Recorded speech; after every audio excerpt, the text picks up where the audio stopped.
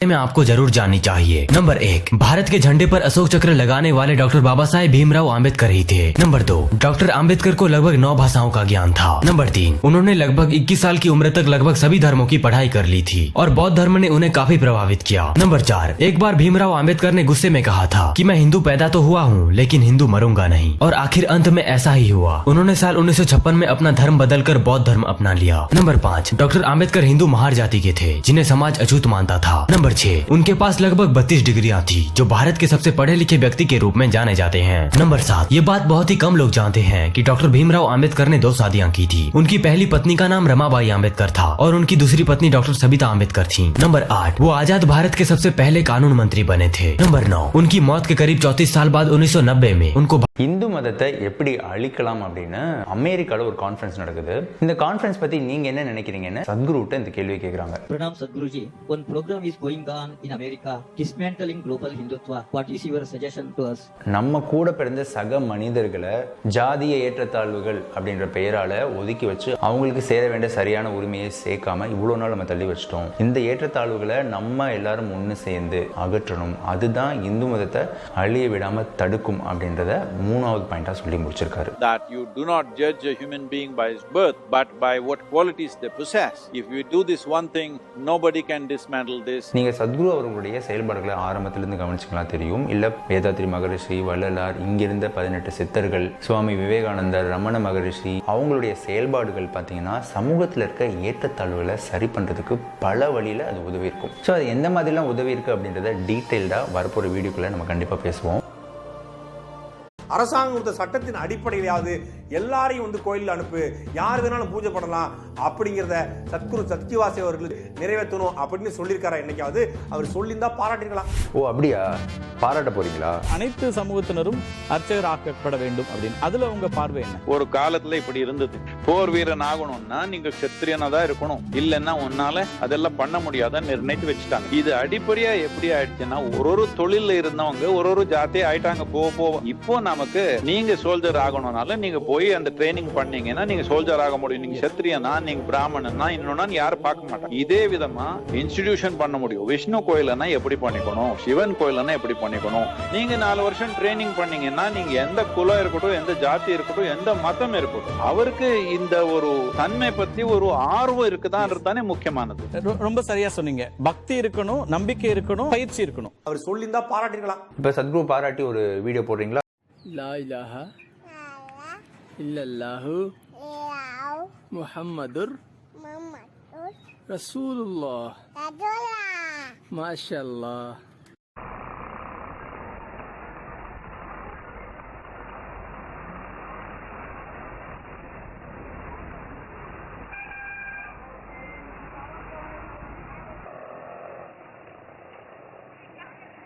मुसलमानों में दलित हैं, होते नहीं हैं, लेकिन अभी तक वो वोटर रहे, वोकल नहीं रहे।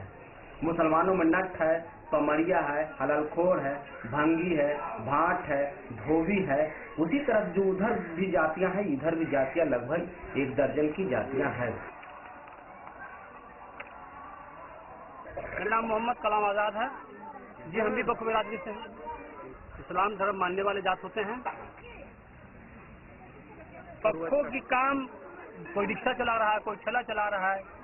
स्टील की बर्तन होती है, ला करके इसको हम लोग बना करके फिर रोड पर जाकर हम लोग इसको बिक्री करते हैं।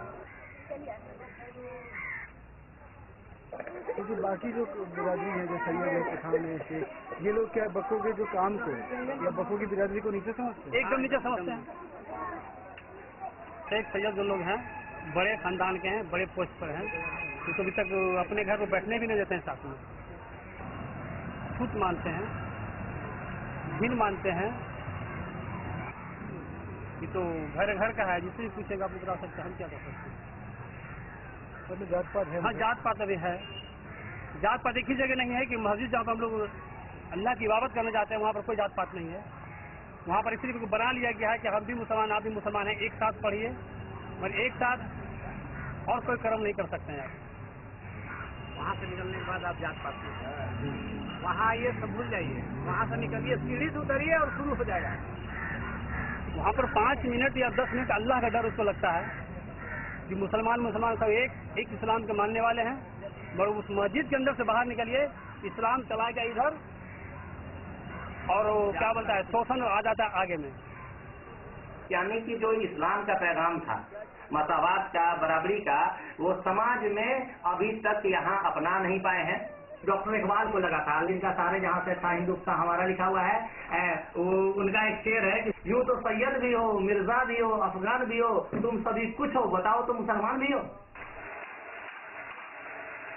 काम सेम रहा, धर्म बदला और धर्म भी उन्होंने कुछ चाह में बदला था। वो चाह ये था कि चूंकि वहाँ अनसिमिलिटी था, वह अस्पृश्यता था, जिसके वजह से वो चाहते थे कि भाई हम भी अपने लोगों के साथ उठे बैठे, और वहाँ वो लोग उनको दरकिनार रखते थे। तो उन लोगों ने इस्लाम धर्म कबूल किया कि इस्लाम में जब जाएंगे तो हमको बराबरी का हक मिलेगा। लेकिन यहाँ आने के बाद भी जो मुसलमानों के मनोवादी लोग थे, है नहीं, मुसलमानों के मनोवादी लोग जिन्होंने यहाँ वर्ण व्यवस्था कायम करके रखा, और लिखा हुआ है हमारे यहाँ अमर रजा खान साहब ने फतावा रिजविया में लिखा कि अगर ये जुलाहा और हायक, है नहीं, और क्या कहते हैं कसाई और नाई और धोबी, ये जो नीचे काम करने वाले लोग हैं, ये आलिम भी हो जाएंगे, विद्वान भी हो जाएंगे, तब भी ये सैयद के बराबर के नहीं हो सकते, शेख के बराबर के, ये सुरफा के कुफू नहीं, यही लाइन है।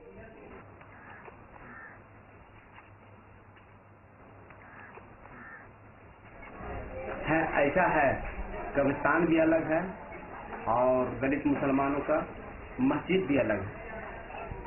आप लोहरदगा में एक पंडरा बस्ती है जहाँ की आबादी करीब 100 घर से ज्यादा पमरिया लोग बसते हैं। वहाँ पर ही लोग ने उसको मार धार के भगा दिया और कहा जुमा के नमाज में कि पमरिया लोग तुम पीछे जाओ, आगे नमाज पढ़ेगा। उस पर इन लोग ने कुछ मारा पीटी हुआ, अंत में ये हो गया कि वो लोग एनसीसी से जुड़ गए, मारा पीटी किए। तब अंत में ये लोग कहा कि कितना हम लोग लड़ेंगे, तो वो लोग ने पमरिया बिरादरी की मस्जिद अपने अलग बना लिया, है नहीं। वो मंदिर में जाने नहीं दिया जाता था, तो उस मस्जिद में आकर नमाज पढ़ने के लिए वो मुसलमान हुए, है नहीं। और आज भी उनको मस्जिद में बराबरी में नमाज पढ़ने के लिए उनको सीपीआई एबेल का सहारा लेना पड़ता है। ये जो फॉरवर्ड मुसलमान है, अपने दलित भाइयों को क्या मैसेज देना चाहते हैं कि तुम सीपीआई ज्वाइन कर क्या हो तो नमाज पढ़ने देंगे, नहीं तो तुम मस्जिद से बाहर हो।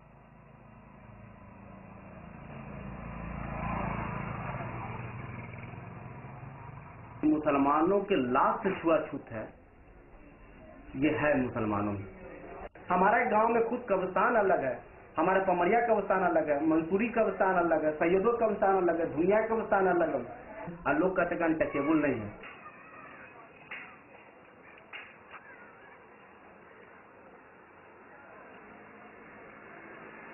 हिंदू जब मुसलमान को टारगेट करके हिंदू पोलराइजेशन करता है तो नेता तो उसका ब्राह्मण ही बनता है।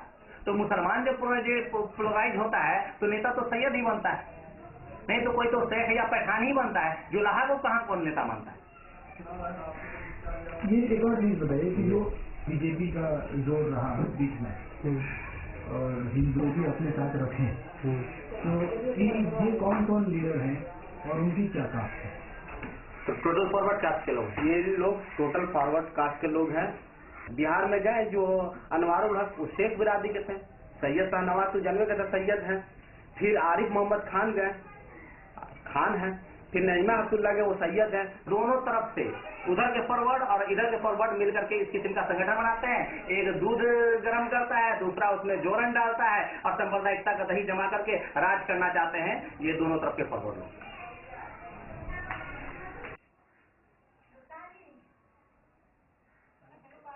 तो ये तो मामला है। हमारा पसमानदा मुसलमान कभी ना कॉमनल था, न कॉमनल है और न हमारे यहाँ की ऐसी ट्रेनिंग है। तो ये जात पात हमारे उलमाओं का दिन है, हमारी दिन नहीं। हम तो डॉक्टर नूर हसन आजाद, मुमताज आलम साहब है। बाद में पता चला कि हम तो पमरिया हैं। वो असल में ये है कि मुसलमानों का जो 85% आबादी है वो हिंदू दलित से कन्वर्ट हुआ है। हम यहाँ जो इंडिया में पोजीशन है, आज ही पसमानदा मुसलमान के टोटल समझिए पसमानदा मुसलमान है, और ये 20% या 15% ये फॉरवर्ड मुसलमान ये टोपी की तरह से पसमानदा मुसलमान के सर पर बैठ गए हैं और काम इससे लेते हैं। टोपी बन गए हैं और काम लेते हैं इससे।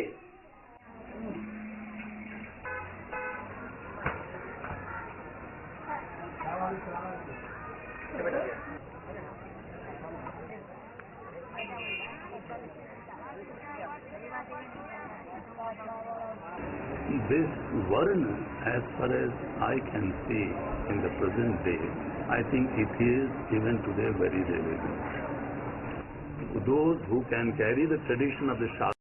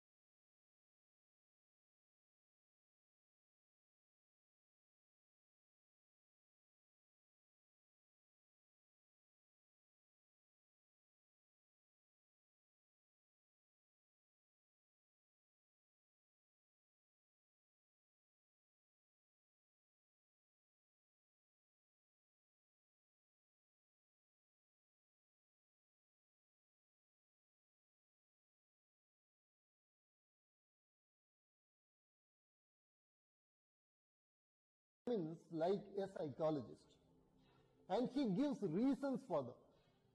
He says, such a hatred for the Atman residing in other bodies, Mamatma Parategeshu, the Atman residing in other bodies. Why a person develops hatred for that is because of Ahankara, ego, extreme ego, Balam, strength. Because I have the power, I have the strength, Darpam. Because I am vain, I am conceited. Then Krodham, vengeance, Kamam, lust. You take any Indian village where there is a dominant caste and where there is a marginalized caste. The relation between these two jatis, when it becomes negative, If a social psychologist is to go there and really study the phenomenon, then he or she would come to the decision that the reason for such abusive relationships between communities is not because one community belongs to the Aryan and another community belongs to the Dravidian, but it is because of these 5 psychological reasons. So, if we use actual